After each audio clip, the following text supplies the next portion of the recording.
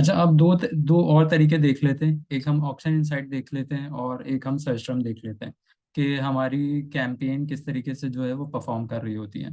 तो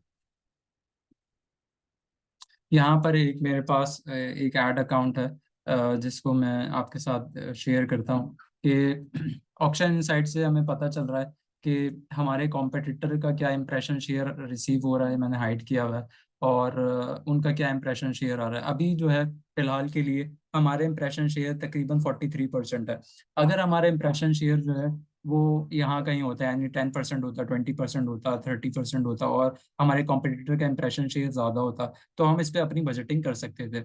यानी अगर अभी हम 2,000 पर डे खर्च कर रहे हैं तो उस फिर हम ये एनालाइज करते हैं, यार इंप्रेशन शेयर हमारा कम आ रहा है तो हमें इंप्रेशन शेयर इंक्रीज करने के लिए अपना बजट इंक्रीज करना होगा। तो हो सकता है उस वक्त हम अपना बजट इंक्रीज कर रहे होते।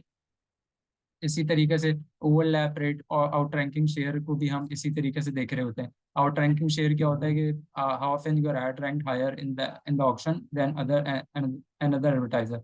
यानी अगर मैं इससे कंपेयर करूं तो मेरा जो एड था वो 32% जो है वो 32% टाइम जो है मेरा एड जो है इससे ऊपर आया। इसी तरीके से ओवरलैप रेट भी जो है हमारा अच्छा रहा है। तो अगर हमारा इंप्रेशन शेयर कम आ रहा होता, अगर हमारा ओवरलैप रेट कम आ रहा होता, तो उस सूरत में हम ये डिसाइड कर लेते कि हमें जो है अपना बजट इंक्रीज करना है, ताकि हमारे पास इंप्रेशन शेयर ज़्यादा रिसीव हो और हमारे पास क्लिक्स जो हैं वो ज़्यादा रिसीव होना शुरू हो। लेकिन अभी क्योंकि हमारा इंप्रेशन शेयर अच्छा है तो हम जो है बजटिंग पर बजट जो है वो इंक्रीज नहीं करेंगे।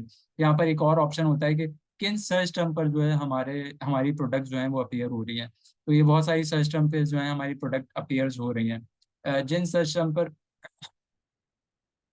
हम इसको कन्वर्जन वाइज सॉर्ट कर लेते हैं। तो कुछ इन सर्च टर्म पर जो है हमारे पास जो है वो अच्छी कन्वर्जन जो है रिसीव हो रही हैं। अब हम ये भी कर सकते हैं कि ऐसे कीवर्ड्स निकालें और ऐसे कीवर्ड्स निकाल लें जिन पर जो है ज़्यादा क्लिक्स आ रहे हैं और कम कन्वर्जन्स आ रही हैं। ऐसी प्रोडक्ट्स निकालें और उन कीवर्ड्स को हम नेगेटिव कीवर्ड में डालना शुरू कर दें, ताकि वो जो है हमारा जो है पैसा जो है वो कंज्यूम जो है वो ना करे। तो इस तरीके से आप सर्च टर्म की बेस पर भी जो है एनालाइज कर सकते हैं। जिन सर्च टर्म पे बहुत ज़्यादा क्लिक्स आ रहे हैं और कन्वर्जन्स नहीं आ रही हैं, उन सर्च टर्म को आप नेगेटिव कीवर्ड में डालना शुरू कर दें, ताकि आपका जो बजट है वो बिला वजह जो है वो स्पेंड ना हो।